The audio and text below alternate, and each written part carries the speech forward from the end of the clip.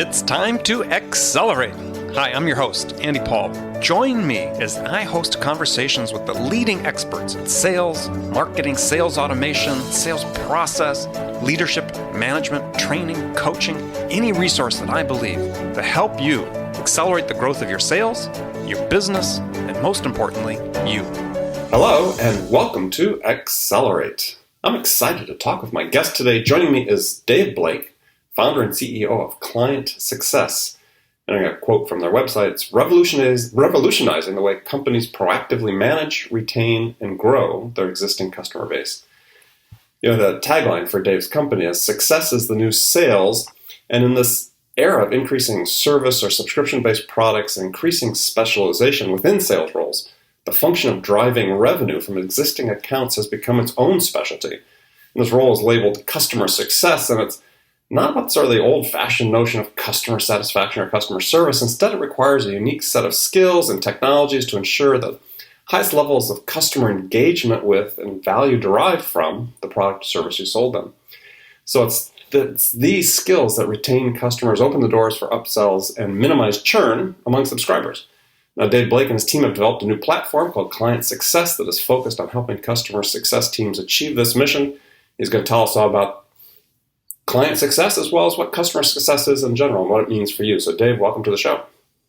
Thanks, Andy. It's a pleasure to be here today. So, did I do justice to that in the open? Yeah, you did a great job. We are in this age of the age of the customer, if you will. Taking care of your existing customer is critical, and we find that those who do it best have successful and thriving businesses. So we're all about helping customers take care of their existing customer base. Okay, so before we jump into the details, just take a minute and broaden the introduction of you. And how did you come to start this company, and how did you start your career? Great question. So my career started. I was graduated in accounting, but never done much accounting. I always have been on the technology side, first off in professional services. And then after many years of being on the road as a consultant, stumbled across a company here in Utah called Omniture. Mm-hmm. At the time, Omniture was a small web analytics company that was just starting its path to hyper growth. And I joined Omniture early on as a frontline account manager, or what most people call customer success managers there, and quickly realized that I had lucked out, if you will, and found a great company in a great space, great founders, and just a tremendous opportunity for me. At Omniture, we went hyper growth. We ended up going IPO, and then we were acquired by Adobe. And my journey through that experience was that I was fortunate to build the strategic accounts team at Omniture, taking care of the top companies worldwide, the best brands in the world, every major brand you could think of. And then came through with the acquisition by Adobe and ran the global account management organization, enterprise account management organization for that side of the business for Adobe. So that's how. What was the impetus to start Client Success then? Really, because I, in my role as a customer success leader for many years, building and scaling customer success teams, our primary responsibility was to retain and grow our existing customer base, to take care of them. And in fact, our founder, Josh James, always said, made it clear that we didn't ever want to lose a strategic account, and we never did. However, I attribute most of our success to just having great people who had a lot of hustle and a lot of passion for customers. And we never had solutions that were very focused for our team around post-sales customer success management. And so after being at Adobe for many years, I was ready for a new change. And I like to say this opportunity, this company found me. I didn't necessarily go out looking for it, but just my skill set had aligned. There are very few people out there who had experience in this space for over a decade. And I was fortunate being in a position to found the company and really wanted to found it because to start the company because I wanted a solution that I wish we would have had. I wanted to bring that to market and specifically build a solution that for customer success teams that they could use to manage their existing customer base. Okay, well, let's talk about the practice of customer success sort of in general. So, because I think there's a lot of people still may have heard the term and confuse it, let's say, sort of with customer support and maybe just, if we can lay sort of the ground rules so people really understand. So, what is customer success? I mean, it's not customer service. Nope. It's very distinct from customer service. The way that I look at customer success is that it is this customer success is understanding your client's needs or your customer's needs and aligning your solutions and your services to fulfill those needs. And when you do that, if you do that successfully, you make your customer successful, then the natural outcome is that you will have long-term retention and growth with your customers. It's building customer advocates and doing all of this in a much more proactive way versus customer service. The traditional customer service is, I would say, is much more transactional, still the same goal of delivering a great experience for your customer, but customer service versus customer success, I would say customer service is much more transactional, somewhat reactive, responsive, versus customer success is much more focused on the long-term relationship and being much more proactive. So when you look at customer success, sort of the focal point, a lot of companies have now created these positions called customer success managers. As you said, used to be called account managers. I mean, I started sort of my career in one point as a program manager, which really was an account manager for doing major account management. So the role of the customer service manager then is really to sort of coordinate all these other resources that exist. I mean, be sort of that customer advocate and provide them the resources they need to be able to, drive the value out of the service that they purchased. Yeah, that's exactly right. They are the customer's advocate, if you will, within your organization. And they are to understand the customer's needs and then align the company and the company's resources to help fulfill those needs. I like to call them the central point of contact, not necessarily the single point of contact, but they're the ones who shepherd the customer through your customer journey and ensure they're getting value from your company. So how is the organization, customer success organization, staffed in general? I mean, what does it look like? More and more, first of all, in the last few years, we've seen this emergence of customer success and this kind of the importance and the investment in customer success increased significantly. A typical customer success team will be led, a more, let's say, an established customer success team will report into a VP of customer success, or even a chief customer officer, where you see that in many organizations today, and then have. Oh, go ahead. Well, does the chief customer officer, does that include sales, or that's parallel to sales? It just depends. Some have it be separate from sales, so it's very focused on the existing customer base. Some have sales roll up into them. It really just depends. There's a lot of different models that we see out there today. But oftentimes customers, and this to be clear, because we're going to jump into this in just a second. I mean, customer success carries a revenue quota, but oftentimes they don't report into sales. That's correct, and that's been the fascinating transition, particularly in B2B SaaS.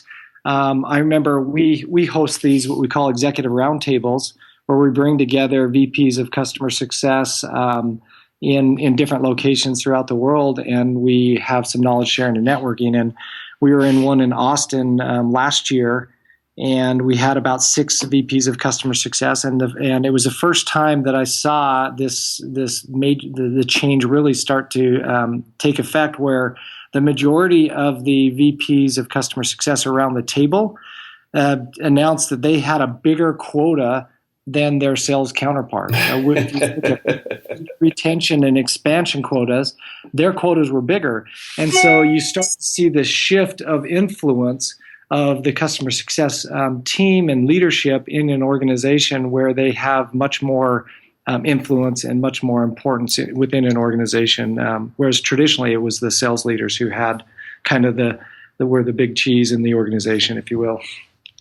So in addition to the customer success manager, we started talking about how those organizations look, how they're staffed. What are the other roles that you typically see?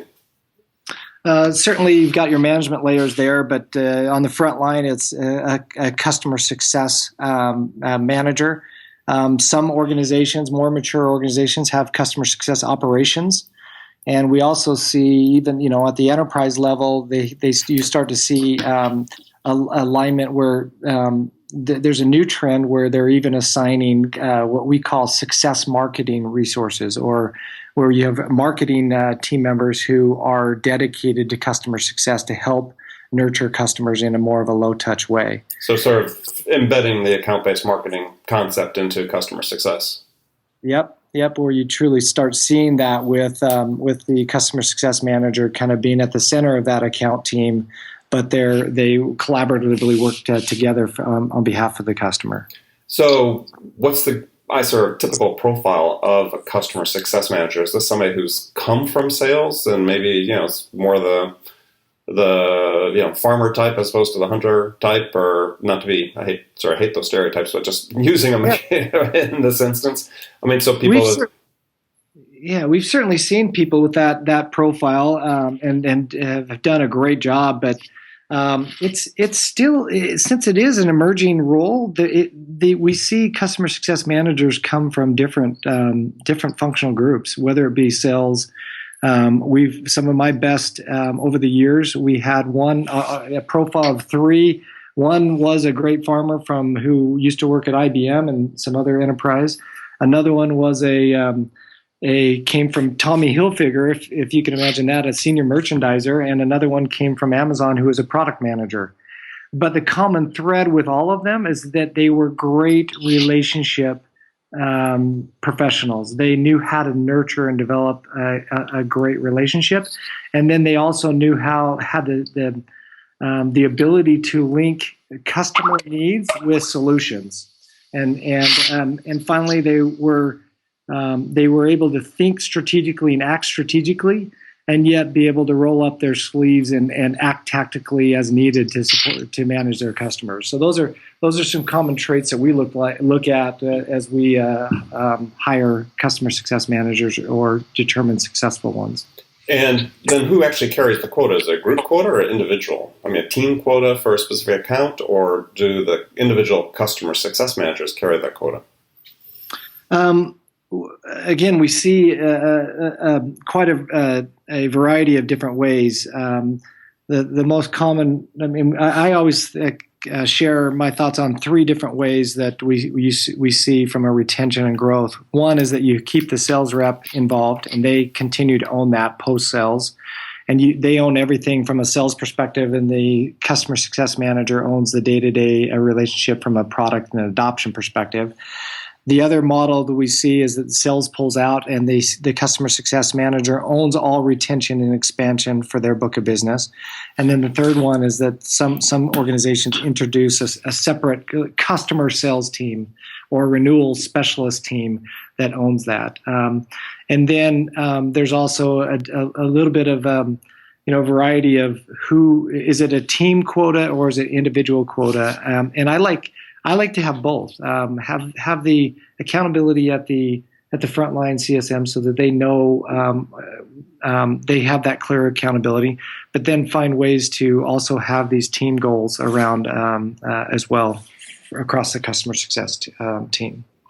Well, you brought up a great point earlier, which I think it's worth coming back to. Is you had talked about great people, and even though we're seeing a lot of technology come into the space, is that I've seen in the past, and I know that as this is evolving and emerging, it's going to be less and less the case. But that people, let's say from sales, other places, sort of got shunted off into customer success or customer service type roles. And they weren't always the top quality people. And the fact is, as I always advocate, is you have to have your best people in these roles. This is not a secondary role. This doesn't take, as you said, with the way the quotas are spread out.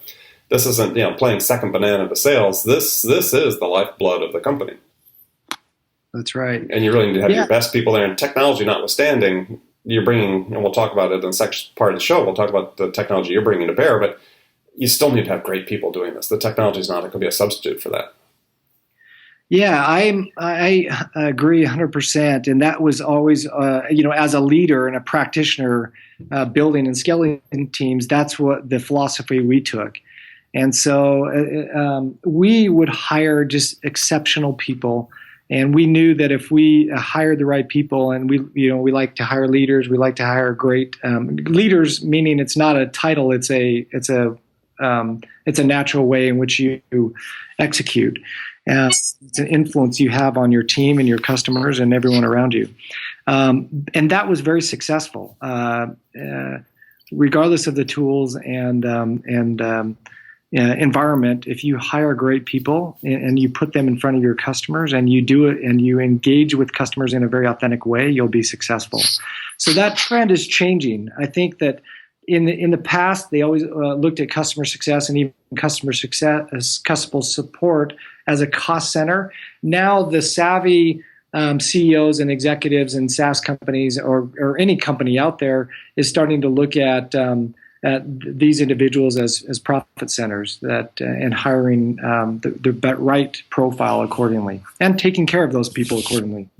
Well, and as centers of growth as well. I mean, the fact is that you have to be growing at least as fast as the company itself wants to grow. Otherwise, you're not hitting your targets, right? That's right. Okay. That's right. Well, good. We're going to take a short break. We're going to come back. We're going to talk more about customer success and talk about the platform that Dave's company has developed to support that. And we'll be back in just a second. Hi, this is Andy. Connect and Sell is used by sales reps at nearly 1,000 companies, including hundreds of technology startups and several Fortune 500 companies, to overcome the challenges of getting prospects on the phone. Companies using Connect and Sell grow their revenues faster by enabling their sales reps to have more sales conversations in 90 minutes than they could otherwise achieve in an entire week. Connect and Sell can be deployed directly to your sales reps, or you can take advantage of their outbound on-demand service, which delivers qualified prospect meetings scheduled directly on your sales reps' calendars. Visit connectandsell.com to learn more about how Connect and Sell can start filling your pipeline today. Welcome back. We're talking with my guest today, Dave Blake from Client Success, and we're talking originally about the bigger, broader topic of customer success. Now I want to delve into the platform that your company has developed to help support that and to help companies do a better job of supporting their customers, getting the upsells, maintaining contracts, and so on. So you call it a relationship platform, Client Success. Yeah. Yeah, our why, if you think about the why being the most important thing that a company can define, our why is building relationships that last. And that's what our company and our product and our team tries to do.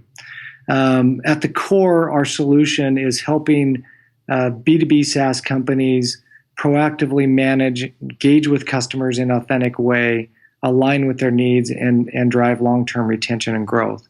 So that's the high level what we do, and excited about the reception so far.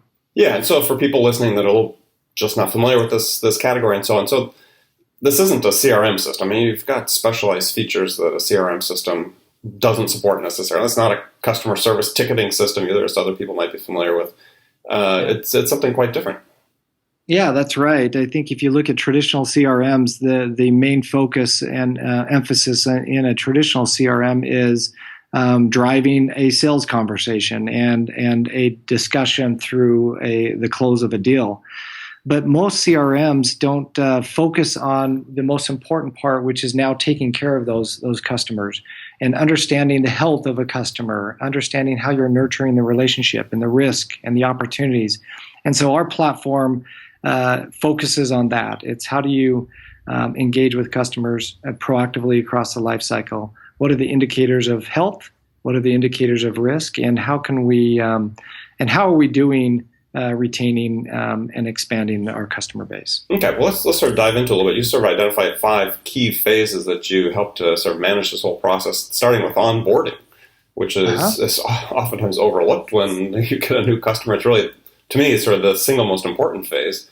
in terms of the setting the foundation for the relationship going forward. So how does the customer success manager, use client success to help onboard a new customer? Yeah, we believe that the first 90 days in any relationship are the most important 90 days. That will make or break the long-term success of a partnership. And certainly been on both ends of that. The success is me too. The success is mostly, but unfortunately, I felt the pains of slipping up on the first 90 days as well, both from as I service our customers, but also as a customer. And so our platform helps to our customers have a clearly defined plan for how they're going to engage with their customers throughout those first 90 days, and have this repeatable, consistent methodology that the team follows through that process. A lot of it, some of the biggest challenges in managing throughout a life cycle are the handoffs. A lot of people fumble those handoffs, and in first 90 days, the most critical handoff is that the first handoff from the sales team or account executive over to the customer success manager. And so our platform helps to facilitate that, as well as all the other proactive activities that you want to do to engage your customers in the right way to leave a great impression in those first 90 days. So that handoff you talk about from the account manager to the customer success manager, is that a matter of documentation, or how do you facilitate that? There's not a single bullet. It's a matter of understand internally between the sales rep and the customer success manager. It's a matter of communication and making sure that both through documentation and through just a quick handoff meeting internally, that we clearly understand the discussions that happen in the sales process. Because through that process, you're doing a lot of discovery. You're understanding their key business objectives and their challenges and the key stakeholders. And so the key point of that transition internally is to make sure that all of that information is discussed and relayed to the customer success manager, so that when you have that first kickoff call, the customer feels like they're being cared for, that it's a continuation of the conversation, not starting the conversation again. Right. It's nothing more frustrating for a customer to have to repeat everything that they shared with us during the sales process. And so that's a key thing that is important in any handoff. And then within the application itself and within client success, does the customer success manager set up an onboarding plan then that's shared and co-managed with the client? Yeah, it's primarily meant to right now to collaborate on their side and to it's for the customer success manager and their team to make sure they're following a proactive plan and communicating that to the customer. So it facilitates collaboration. It facilitates to make sure that you're going through this consistent process, and allows them to refine that process over time, so that they're always learning and evolving their methodology, if you will, their repeatable methodology as they engage with customers. Well, you give sort of an overall customer health success score, if you will. What are the key metrics, let's say, on the onboarding that sort of drive that early on? I mean, what sort of metrics does the customer success manager have access to that see, okay, we're on track, we're not on track, what do we need to change, so on and so forth? Yeah, there's I think a lot of it comes down to engagement. I look at engagement as engagement, personal relationship engagement. Is the customer engaging? Do they have the right level of do they feel empowered through our process and comfortable with our process? And are they helping their team feel empowered through the solution? So engagement, are you having regular touch points? And then also, do you start to see this initial adoption and engagement in your solution? That's important. So those are two things. And then I think there's a time element as well. You want to, as quickly as possible, drive value to the customer, have quick time to value, and also have some of those early wow moments for the customer. And so those are the things that we recommend to our customers, and that they can leverage our platform to measure and make sure they're delivering that in a timely manner. Right. I think that's a great point about the early wow moments is within those first 90 days, because they really can set the tone for the entire relationship. And you talked about the adoption or the early adoption. So one of the 5 phases that you manage is the adoption. And it's really then at that point looking at breadth of usage, let's say, within our customer organization, as opposed to necessarily the depth of usage. Yeah, that's critical. Is to say we never want just one person in the company using our product. I think the sign of a great product is this natural expansion within their company, and so that's one of the things we look at, is to say are all the team members using it? Do they understand it well enough? Have we trained them? Do they know the best practices? And so that's a key area that we look at, and that our customers can determine through our solution as well, to just see how broad the product is getting within a particular organization. And then you have your growth phase, which then, once you get sort of the breadth, then you're focused around the depth of usage. How do you get visibility? How do you provide visibility to your customers into that depth of usage?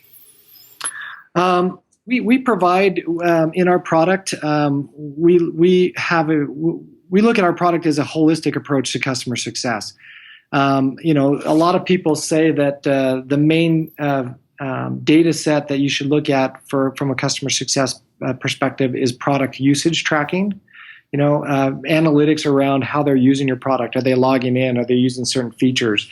We believe that that's really important, but it's only one aspect. So that's certainly something that we provide in our solution, and our customers keep a very close eye on that to understand how they're engaged with their product. But again, a relationship is broader than just the product, and so we, they can leverage our platform to have very specific goals of how they want to align with the business and see growth within the account. And hopefully that comes through to meeting the customer's needs, to driving to their definition of value, and they can measure that and manage to that within client success. So how do you measure that? So if it's not frequency of usage, how you what's the metric you can really key on to say, okay, yeah, they're getting the value out of this that we promised and that they aspired to? Most people use adoption or plain retention as an indicator of whether your customer is getting value. Frankly, my measurement is, are they buying more? Do they like your product well enough to, and are they thriving on your product to where they want more? And so part of the key goal of the customer success manager is understanding different use cases of the customer and making sure they can accomplish those in our solution. And I think at the end of the day, the best indicator is, are they purchasing more? Are they happiness? Are they giving references? Is another great example. But those are, to me, are the best indicator of success. Right. So the more could be either buying more seats for it, or they're buying additional applications for seats that they have, or both. Yeah. Typically, they're known as cross-sell for buying other products that you sell, or upsell, which is buying more of the same product. We love to see both of those in there, and that's the mentality that we like to do is to take care of your customers enough and align to their objectives closely enough that they want more of your company and your product and your team. So good. So who's sort of your ideal customer profile for client success? Today, it's a B2B SaaS companies. Software as a service company, right? Yeah. Software as a service companies. And primarily small enterprise and below. So we have a lot of customers that are what we call emerging teams. They're customer success teams that are 3 to 5 CSMs, and they're maybe Series A or Series B stage companies that are starting to really ramp and scale these teams. And we have other companies on the other side. Company that is a public company with close to 100 CSMs using our product every day. Everywhere in between. Those are the kind of our sweet spot today. Okay. And we're just sort of last question on this topic before we go to the last segment of the show is, where do you see this evolving? I mean, beyond the SaaS marketplace for you guys? We see it much broader than SaaS in that any kind of we're in what some call a subscription economy. Mm-hmm. So it's for everything. A lot of the products and services we buy today are subscription. We pay for that over and over again. The same principles that apply to B2B SaaS companies in handling a relationship for a software relationship could be applied at a B2C company. A local company here in Utah, Ancestry.com, for example, is a subscription business, thousands of subscribers.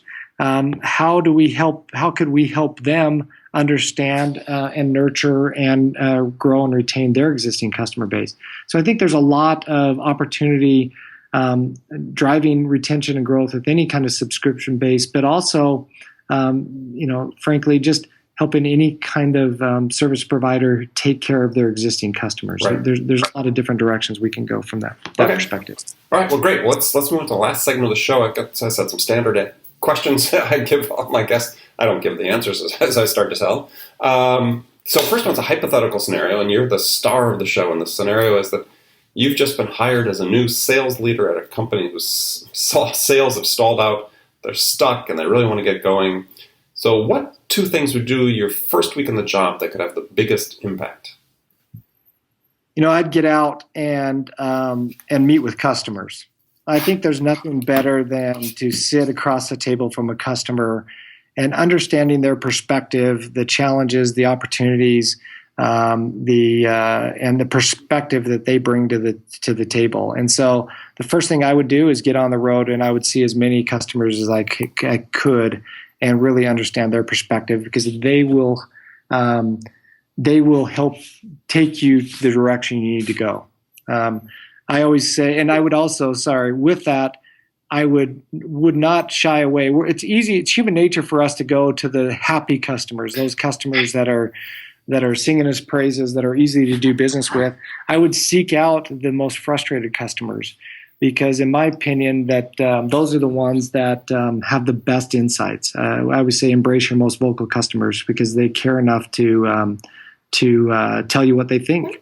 And usually that's you need to hear what they have to say and follow it. Right. Yeah, well, those are the ones that are going to make you better. Exactly. And that's really what you want as an organization. So have the challenging customers. All right, so some standard questions for you is so rapid fire. You can give me one-word answers, or you can elaborate if you wish. First one is, when you, Dave, are out selling, what's your most powerful sales attribute? Genuine relationship. Who's your sales role model? That's a great question. I think there isn't one role model. I think I've been fortunate to be around some of the best sales leaders in the world, and each of them have unique approaches. And so I tend to look and find the best in each of them. Okay. Anyone in particular sort of gave you an important lesson? I think one of the greatest sales leaders out there is Chris Harrington, who was at Omniture with us, and he's now the president and runs all of sales and services for Domo, and a good friend and mentor. But Chris is somebody who knows the art of sales, but he knows also the importance of relationships and engaging in a deep way and developing partners. And so I think that Chris was a great example for me as a young professional of how to engage and sell from a relationship point of view. Okay. So what's one book that every customer success manager should read? Great question. Top of mind that's been on ours is Start with the Why. Mm-hmm. Usually that question is that book is focused for organizations, but I think it's also true for individuals in their professionals. And I think the why behind why you're engaged in this role and how you develop your own why and align with your customers' why is an important attribute to have. Okay, so Simon Sinek's book. All right. All right. Tough question coming up is, what music's on your playlist right now?